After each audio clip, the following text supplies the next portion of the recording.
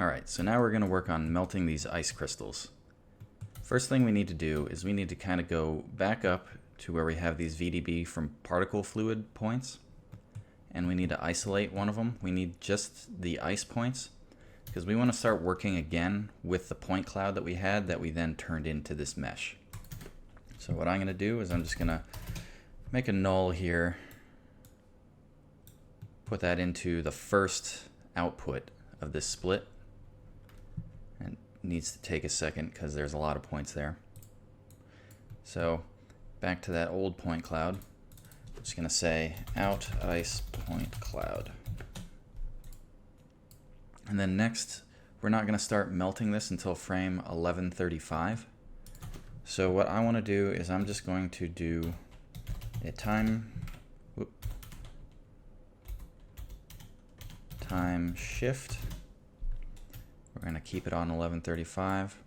And we're going to make sure that this point cloud after we have this null is always on this frame. And then we're going to do, well, I'll go grab our trusty file cache from up here. And we're going to write this out just so that we don't ever have to wait for it to cache. So we are going to do save current frame. Got to get rid of $F. And then we will call this ice PT cloud. Save that to disk. Now we got it. And can scrub as much as we want. Alright, so now that we have that, and we have our booleaned out geo, what we need to do is we are going to do a group.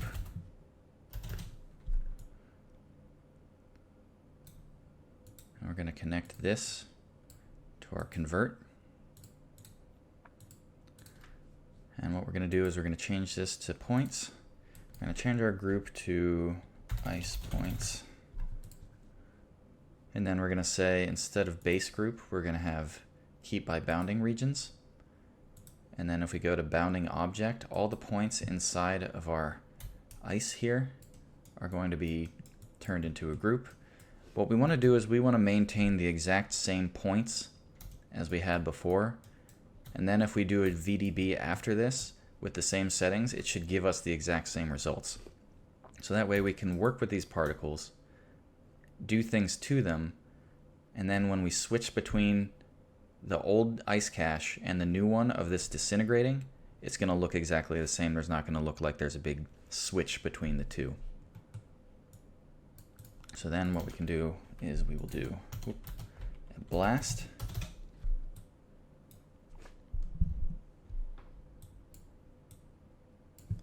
And then we will select ice points and then delete non-selected.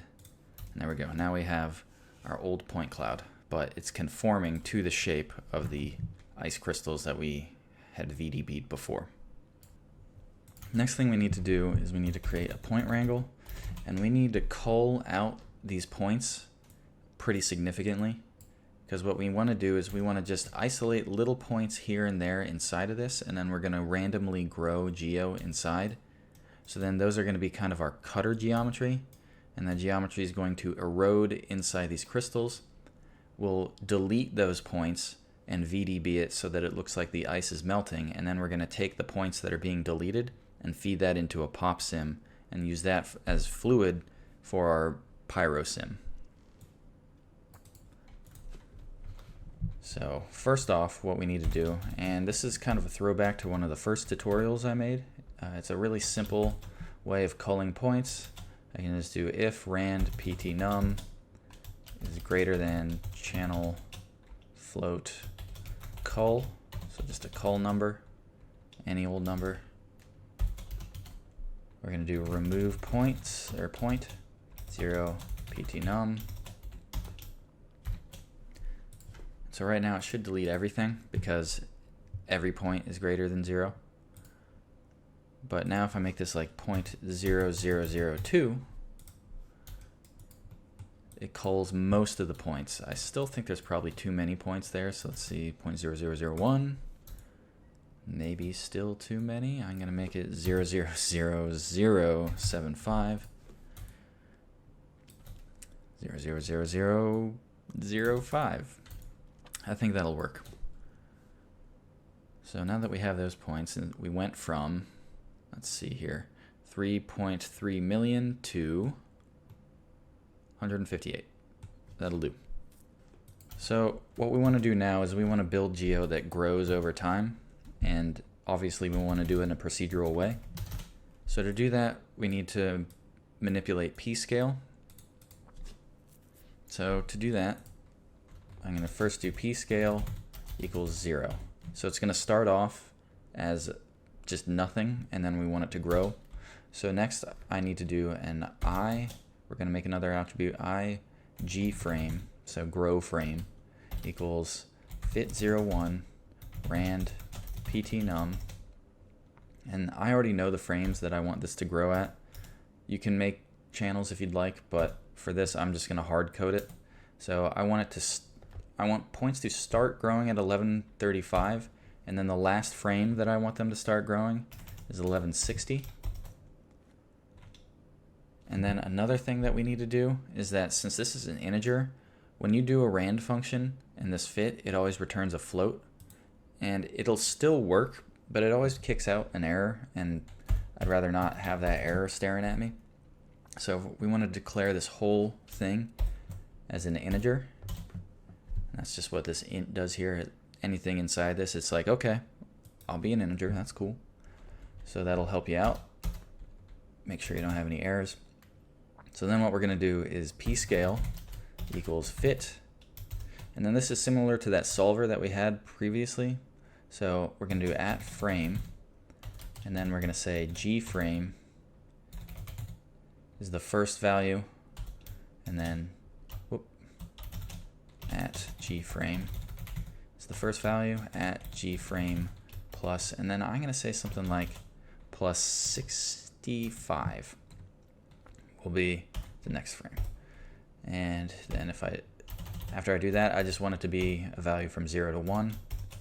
So then over the span of these random frames, so let's say one of the frames has the value of 1135, what it'll do is it'll start at a p-scale of 0, and then as the timeline goes, it'll go from 0 to 1 over the span of 65 frames. And so now what we can do is a copy to points, create a sphere, and we'll need to do a little bit to the sphere. So the uniform scale of the sphere, I'm going to make 0.6. I'm going to make it just a polygon mesh. We're going to say 50 and 50. Doesn't really matter what this one is. So now if we copy to here, we're not going to see anything because all the points are still at 0. But then now if I start doing this, you can see that they all start randomly growing, and then eventually grow big enough that it's going to envelop the entire ice crystal. So we can take a look here.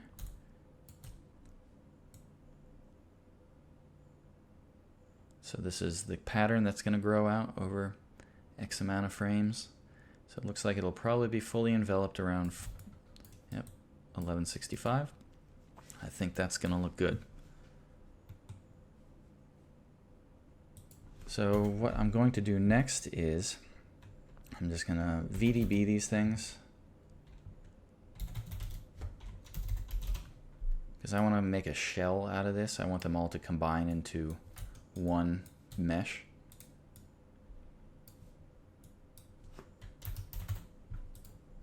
So I'm going to make that 0.25 for now. I'm going to do convert. We'll see how this looks. Convert VDB. Change this up here to polygons. So it's not high enough fidelity. Something like that should probably work. So 0.01. And then we're going to go up to our trusty point VOP. Copy it. Paste it. And that's probably fine. I'll increase the amplitude a little bit, I guess. We just need to vary up the edge so that it's not perfectly round and smooth as it disintegrates. So next, what we need to do is we need to store frame data onto the points as these things are growing. And it may not be immediately apparent why, but you'll see. So just follow along for a little bit. So I'm going to do color. I'm going to take this point cloud. I'm going to make this black. And then we need to create some new attributes in the same way that we did up top before with the solver. So point wrangle.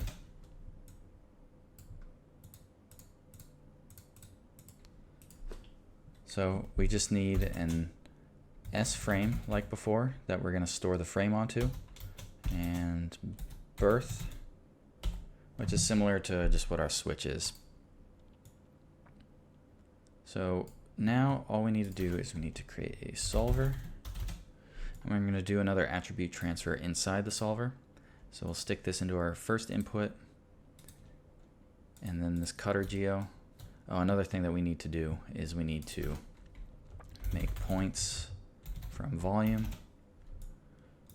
because we will be transferring color from these points. Let's just try to see, like, God, I can't see the points that are in there. I guess if I do this, it'll give me a little bit of a better idea. Oh, it's so bad though. Okay, so let's see, 0.2. Make it 0.1 or 0.01. That should be enough, and then we'll up the jitter scale. And that should transfer our color, and then now we're going to make a color.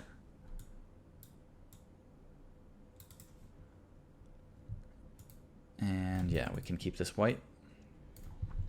So then we'll go in here, create an attrib transfer.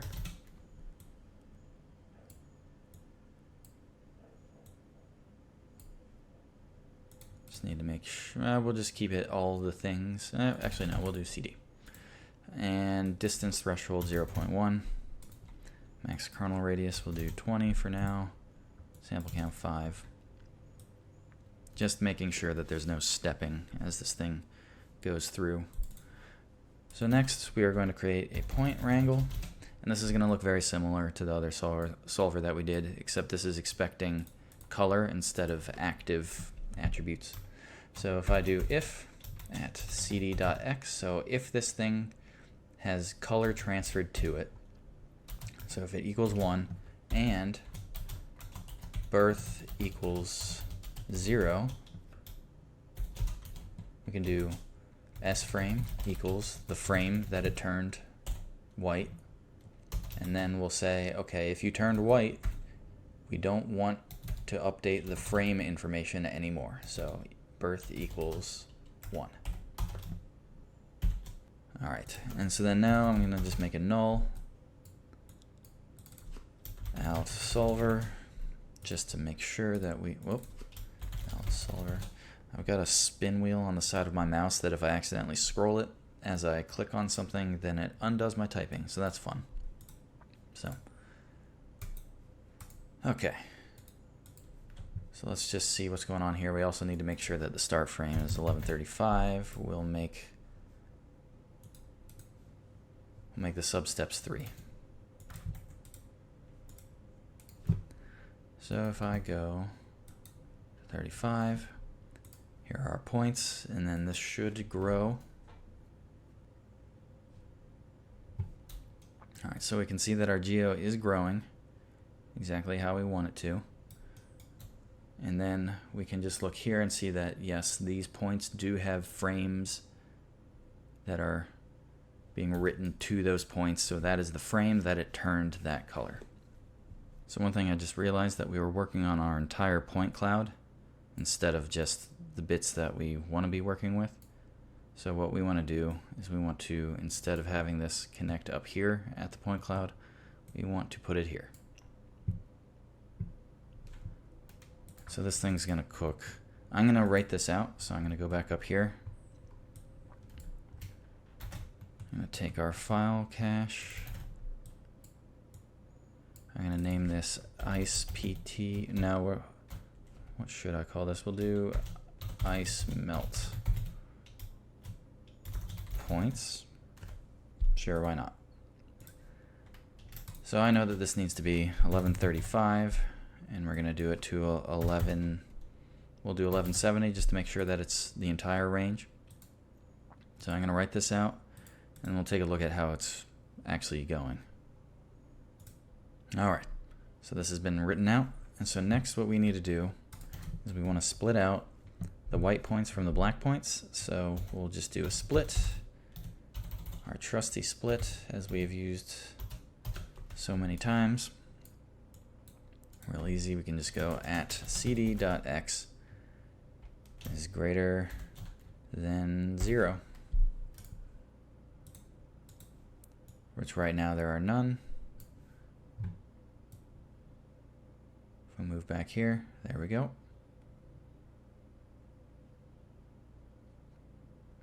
So this is growing how we would expect, and so if we do a null here, we can just see the opposite. So this will be the geo that we VDB, and with any luck, this VDB should look exactly the same as the ice VDB that we have up here. So first we are going to, actually all we really need to do is we need to hunt down. We're going to take the VDB from particle fluid that we had up here. I should have gone into manual mode because these things like to cook for a while. We're going to copy it. We're going to paste it. We don't need this null, so I'm just going to put that there. So if we look at this, auto update it. Alright, so here are our ice crystals, and we just want to make sure that these ice crystals look the same here as they do. We're going to have to split it out, so we want to just see here. And they look the same. The difference is that down here is going to be not the same, but that's because we're VDBing the bottom when before all the bottom was Booleaned. But other than that, these points up here should look the same. So we can go here, look here, and they did not look the same. So with the power of hindsight, I figured out what was going on. They should have looked exactly the same, but they didn't. They looked very, very similar, but not exactly the same. So you might be able to notice a little bit of a change when we swap between the non-melting geo and the melting geo. And we could probably have gotten away with it, but I'd rather do it right. So the one thing that I kind of forgot, and so I'm going to go into what I've added here, is right here we're grouping points. We're taking this point cloud that if you VDB this point cloud, it'll give you the exact same mesh as the VDB here. So I could tell that something was wrong, but I didn't know what.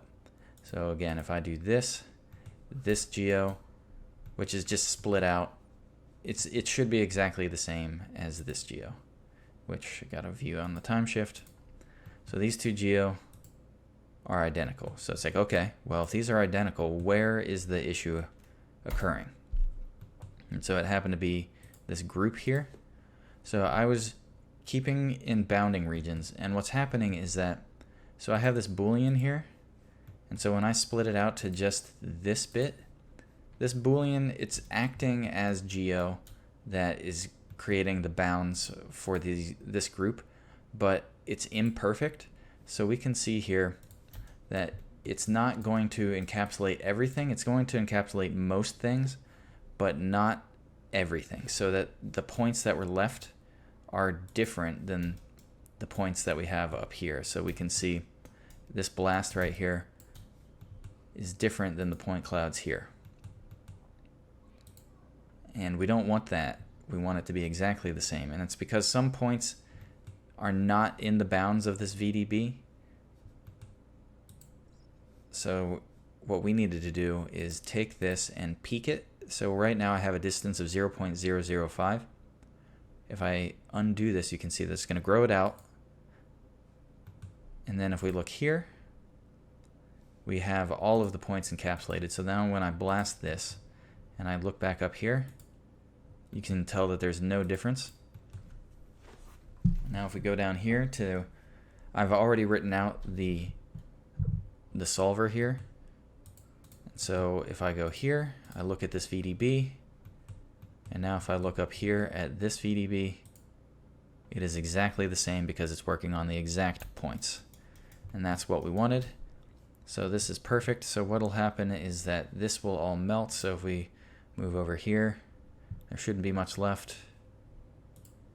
There's nothing left. If we go kind of into the middle, yeah, we can see that this is the ice that's being eaten away. So now we can just say null here.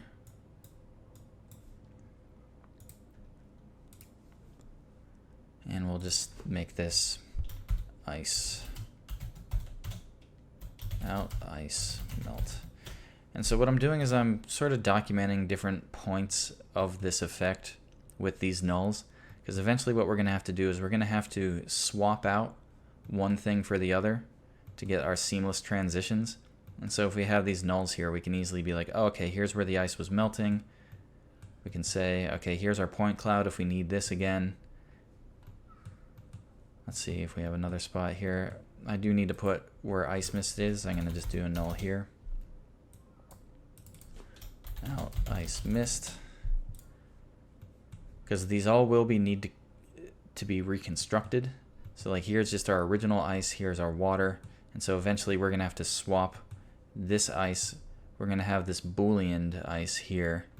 And then we're going to have to swap that Boolean ice with this ice. So I can just say here null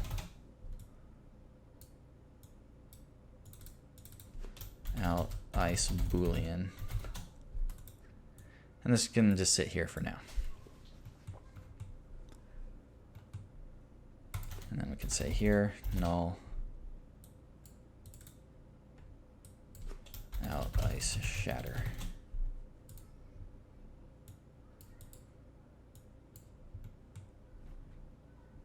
All right, so now that we have the ice melting, the next thing that we need to do is we need to take those points and we need to feed them into a pop sim. And this is where our frame data is going to kind of come into handy. So I'm going to make a null.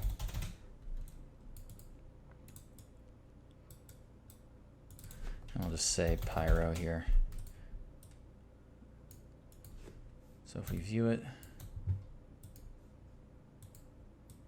we can watch as this grows.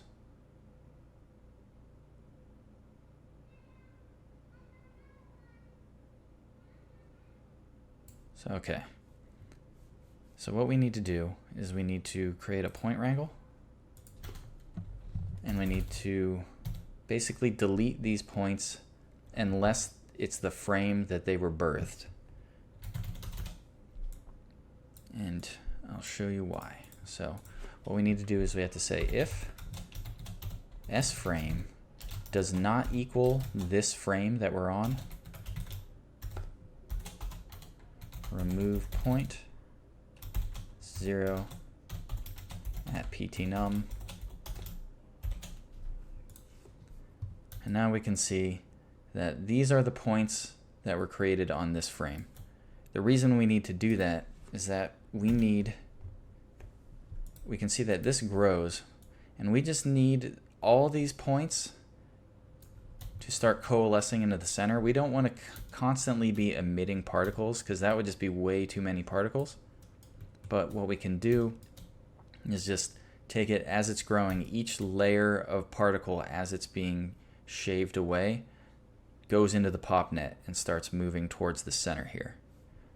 But if we had all these points constantly emitting, we'd have millions and millions of particles, and there's no really good way other than having the frame data to say, hey, this particle that was once just static now needs to start moving, other than having the frame data here. So now this is making it so that all the particles, it's going to look weird, but it's going to encapsulate all the particles, and then all of these are then going to be fed into the pop network. And it doesn't look super awesome, like it looks kind of weird here, but once we have all the particles going in frame after frame after frame, it'll look a lot more normal. So we'll do pop network. So first we need to say here, right now it defaults to scatter onto surfaces. We're going to do all points. So what that's saying is any point that's in this pop network, it's going to birth a point from that point, which is why every frame it's going to feed in new points, but not have any leftover points from the previous frame. And so next we want this to have sort of an attraction point that goes towards the center of these crystals, because they all want to coalesce into this sort of undulating sphere that will turn into our fluid source. So what we want to do is we want to do a pop attract. So I found that a good goal position is in the Y, just do 2.1.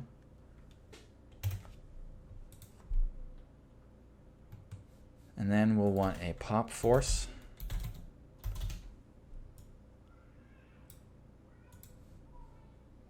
And so the pop force, we're going to make an amplitude of 0.4. We're going to make a swirl size of 0.15.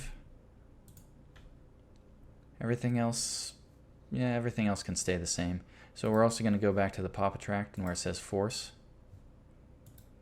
we need to change. So force scale is good. Reversal distance is good. Peak force distance we're going to change to 0.05. And that should be that. And so then now we'll just kind of do let's make sure that we're in a good spot here. Okay. And now I'm just going to run a quick flipbook. And again, we got to make sure that we're on the correct frame range. And also we need to set this pop net to not start until frame 1135. We also want substeps of 3. So okay, now I'm going to kick this off. So I've only written out to 1185, but we can see that that's doing pretty much what we want. The main issue is that it's fanning a bit too far out. We want this to coalesce a little bit more into the center. However, I don't really dislike the movement so much as just the scale in which this goes out. So there's a pretty simple way to deal with it. Oh, and another thing that I'd like to do is I'd like this to clump a bit more. Right now it fans out and the particles go along and have a bit too much distance from each other. So there is a way to deal with that that's super easy. We can do an attrib blur. And so it defaults to position. And what we need to say is influence type, instead of it being connectivity, we want it to do proximity. So proximity radius we're going to make 3.4. Max neighbors we're going to do 35. And then step size we're going to make 1. So now I'm just going to make it cook a little bit farther into this so we can see the difference between the two. So now we have this here, and we can see that this is different than this. And so you can see that now we have these stray bits that are far apart. And if we turn this back on, it just makes things coalesce a bit more. Since we don't really need these loose particles, we want it to be more dense for our fluid. So I think with this, I like this. We're going to write this out. I'm going to say we can write this to the end of the frame range. We won't be using all of it. Eventually we'll just kill it. But until we do that, we don't know exactly the frame that we want to kill it on, so we'll just do I'll just go up, copy our file cache. And we want to write this after the attrib blur because it does take a little bit of time. It's using a point cloud in order to create this clumping. And it's not super expensive, but it's expensive enough that we don't want to have to do it per frame. We want this baked into the sim. So let's call this flame pop. Make sure to do 1135. And then I'm just going to write it the whole range. It's going to take a bit for me, no time for you. Let's do it. It is cached. So let's just scrub through this. Starting to coalesce in the center, swirls around, shoots up, turns into sort of a blob. And it's all doing what I want, except for I think that we want this to sort of go and shrink in on itself a bit. So I'm just gonna make a transform. Rather than changing the sim, we can just do stuff after the fact. You could call it cheating, but whatever. I think it'll be fine. So let's see. I want the centroid to be somewhere around here. So this is where I want it to start shrinking in on itself. So we can easily just say, okay, if I want this to scale down, I can give it a pivot here. $CX, $CEY, $CEZ in our pivot. So now if we go here and we hit enter, we can see this is where the center is. But this is going to update per frame, and we don't want it to update per frame. We just want, this is where, this point in space is where we want it to shrink in. So we just kill this expression. And so then now what we can do is I want it to start shrinking in around 1150. Actually we'll do 1157, I think is a good frame. So uniform scale, we'll start this here. And then by 1175, we want this to be smaller. And so we'll shrink this down to like, we'll do 45. All right, so let's take a look at this. We'll scrub through it. And then now it should start shrinking in. Yeah, I think that's great. And so what we can do is change the P scale after the fact. And it's not, just because we're shrinking it down, the points don't really have any size to them. So we can just declare whatever the P scale is after, and it's not as if this is going to scale with that at all. We're just changing the space in between the distance of the points. So I think that looks good. So next up, we're going to turn these particles into a sparse pyrosolve. So let's get to it.